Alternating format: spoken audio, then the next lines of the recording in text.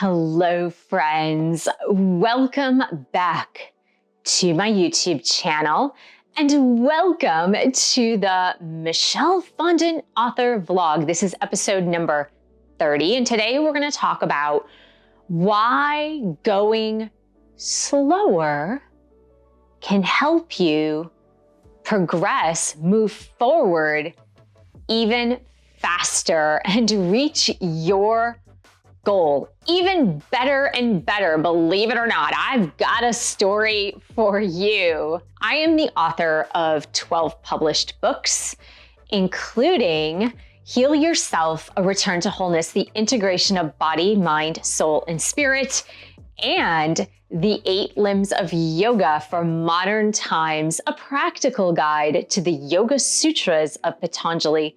You can find all of my 12 published books on Amazon and 10 of them on Ingram Spark. If you're new to this channel, I want to welcome you here. Thank you for subscribing below. Click on the bell, scroll up to all for all notifications, and thank you for giving the video a thumbs up. I do tarot readings still. Yes, I do, believe it or not. You can book that at my website, michellefondinauthor.com. I am here with my friends Grogu and Gudetama. I'm also here with my writer's mug, still in the process of writing my upcoming book, Love Me Unconditionally, A Spiritual Guide to Self-Love, and the companion workbook that will be released on May 20th of 2026. Still in the writing process of that. I'm here with my Ticino tea, and it is still good after all this time. So let's get started. This is Life Wisdom 101. This is life wisdom, seriously. This is not necessarily about a book, but it is about meditation, Zen Buddhism, being in the present moment, doing things against what pretty much everybody else does in order to be more in present moment awareness. So that's what this is about. But let me tell you my story first. As some of you know, I am training for a half marathon that will take place on March 1st of 2026. It is the Disney Princess Half Marathon in Walt Disney World in Orlando, Florida. This is not my first half marathon. It is my third. However, the last half marathon I did was in 2017. Now, I am a runner. I run regularly. It's not as if there have been large gaps in which I never ran. I have been running, with the exception of maybe 2018 to 2019. It was very intermittent because I was working at Disneyland and standing all day. Not great for running afterwards or before. But beyond that, I have always been a runner since I was about 28 or 29. So I've been running for a while. Now, here's the thing though, distance running is very different. It takes a whole other level of stamina. Now, if you did view my vlog I did back in September of 2025, and you can scroll back and kind of look at that one, I ran a 10-miler in my home city, Huntington Beach, California, and completed it. I did it. Yay. Now, a half marathon is 13.1 miles. I don't know how much that is in kilometers, but it's 13.1 miles. A little bit more than a 10-miler. I would say a 5K more than a 10-miler because a 5K is 3.1 miles. So it's a little bit more. And as I was training, I was finding myself getting fatigued more often than not, and my recovery time hasn't been great. And so I did something I never thought I would do as a runner. I decided to research Jeff Galloway's Run, Walk, Run system. Now, if you're familiar with this, you know exactly what I'm talking about. If you have run a Disney race at either Walt Disney World or Disneyland, you also know what I am talking about, because Jeff Galloway's Run, Walk, Run system is integrated in the Disney training guide.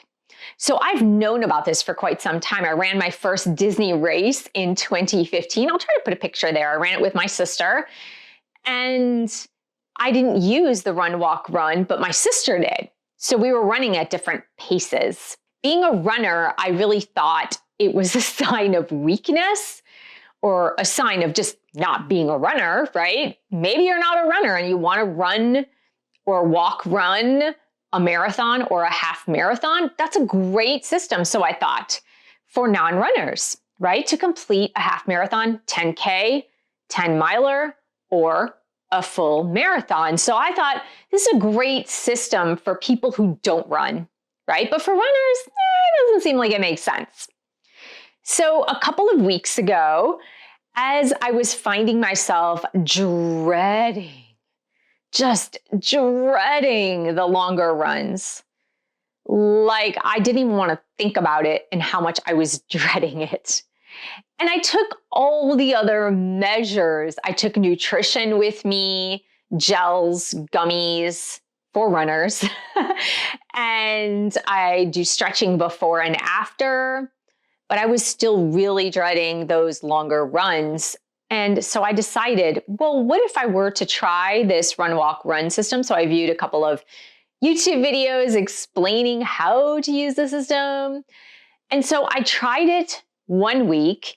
And I was like, okay, but I didn't really try it till the end. I tried it probably my last couple of miles. With this system, you're supposed to implement it from the beginning of your run. So for example, you might run for 2 minutes and walk for 30 seconds, and then run for 2 minutes, and then walk for 30 seconds, and so on throughout the time you are running. Now you can do any increments you would like to do. Some people do 3 and 1, 3 running, 1 minute walking. I opted after that first week to do 4 minutes running and 35 seconds walking. Now that might sound like an odd time, 35 seconds. Well, it's just because by the time you slow down to walk and then pick up the pace to run, you're pretty much wasting that 5 seconds. So I made the decision, I'm going to do 4 minutes of running and 35 seconds of walking from the beginning. Now, last weekend, that was Sunday, I needed to run to be on schedule. I needed to run 10 miles. And the week before, I had run 9 miles and I got really fatigued the last couple of miles. And so I did the run walk, but I had only done it for 2 miles. And I did, I think, 2 minutes on, 30 seconds off. Walk, right? And so I decided, okay, I'm going to do it. 4 minutes running, 35 seconds of walking. Now, for me, I feel like time efficiency is so incredibly important. I feel like when you're running longer mileages, that the longer it takes, the more fatigued you are. And that is in fact true. You expend more energy the more time you take to complete an athletic task. So I was really under the impression that if I do this system, it's going to slow me way down. My time is going to be awful. My finish time is not going to be anywhere near where it was before, even for the 10 miler that I did back in September. And then I was like, I'm going to kill my time, but I was really dreading the long runs. So I made the decision, okay, I'm going to do this. I'm going to try it at least. So I did. I tried it. And all the videos that I had been watching on the run, walk, run system said that you could actually beat your time, that you could run faster, and you could actually do something called PR, which I had to look it up. I didn't even know what it was. And PRing your time, why don't they call it PB? But it's your personal best, like beating your personal running time using run, walk, run. And I was like, how is that even possible? That doesn't make sense because you're walking a lot of the time. Didn't make sense to me. So as a meditator, as someone who practices present moment awareness, As someone who is constantly reminded that I need to slow down in order to experience life better, I went into this experience very skeptical that it would be something good. Very, very skeptical. Because I was like, I'm going to force myself to take breaks when I don't necessarily want to take a break. And I did it. So here's what happened. For the first 7 miles, I did 4 minutes running, 35 seconds walking, back to 4 minutes running for 7 miles. Then after the 7 miles, probably at about 7.25, I got really tired. And so I decided to push it and do 3 minutes running, 35 seconds walking for the rest of the time until I got to 10 miles. And here is what happened. I absolutely could not believe it. I beat my best time for 10 miles by 3.5 minutes. I beat my best 10-mile time by 3.5 minutes. That is huge in running because every second counts if you are really counting your miles per hour or your overall running time. I don't even know, I can't tell you how it happened. But the theory behind it is that because you are giving your body regular breaks, regular pauses, you regulate your breathing, your muscles are less fatigued, you are actually expending less energy. And so when you are in the running phase, you can run faster. And so what was actually happening to me prior to using this run, walk, run system is that I was getting really tired in the last 3 miles, maybe even 4 miles. I was getting really tired. And so I was slowing down a lot during that running time. And because I was regularly walking through that 10 miles and taking those walk breaks, I then was able to pretty much keep up the same pace throughout the time. So the videos were right. Jeff Galloway was right. I was the skeptic. But how many of us, all the time in daily life, go through life thinking, I have to complete my whole to-do list and I gotta do it today. And then you go running around trying to complete all of your tasks, sometimes doing these tasks really fast just to check them off your to-do list, doing these tasks maybe half-assed because you gotta get it done, right? You have to get it done. And you forget stuff, right? So sometimes if you're like, oh, I gotta do the grocery shopping, and you run around, get in your car, go do the grocery shopping, and then you get home and realize, oh my God, I forgot like 3 things.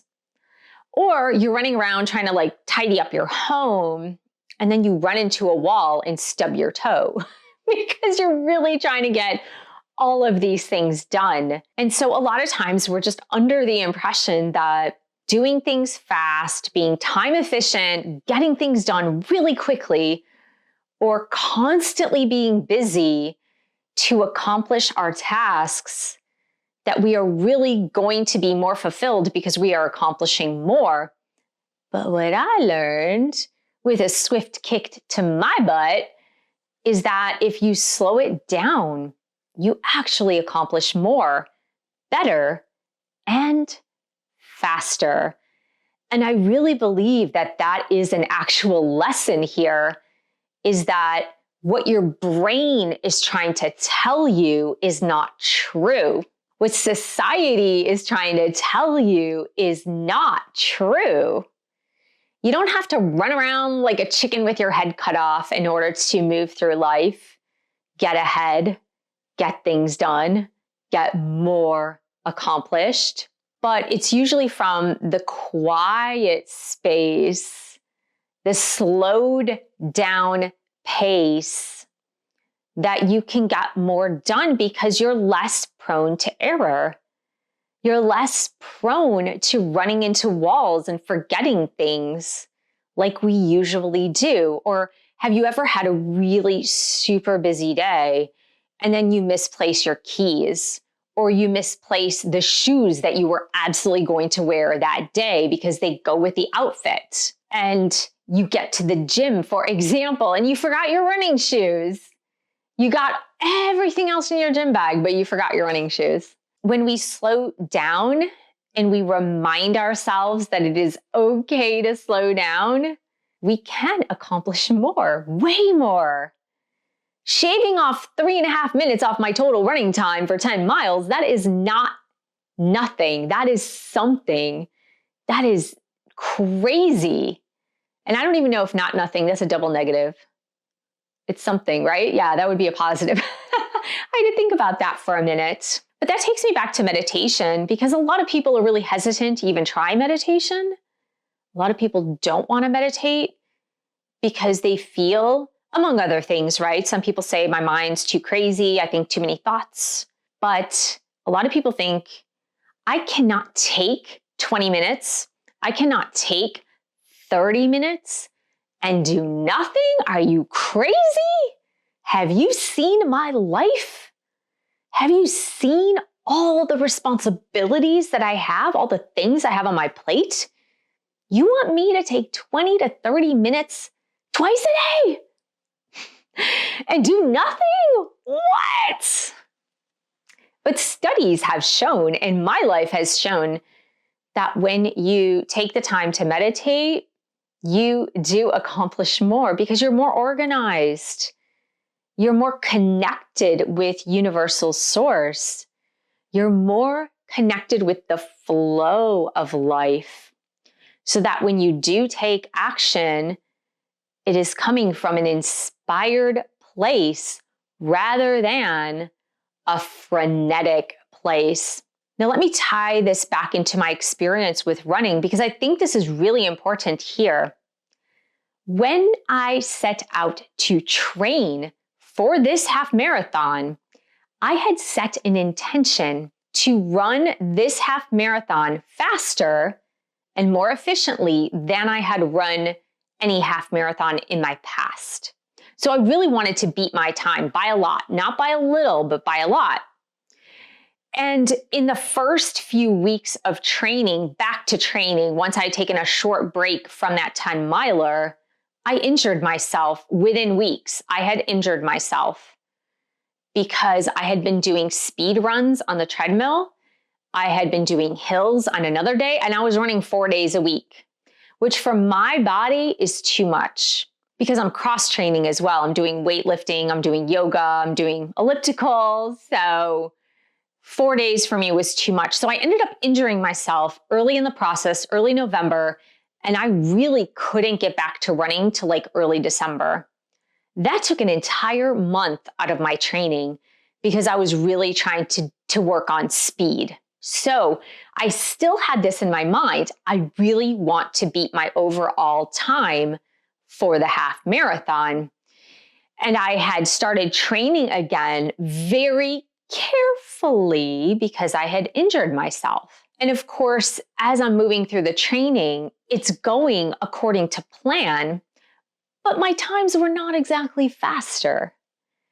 And so I believe that my fatigue and my dread with doing the longer mileage and the inspiration to do run, walk, run was the universe's way to tie me into my desires to get my overall time faster, more efficient. And so it wasn't like I was giving up.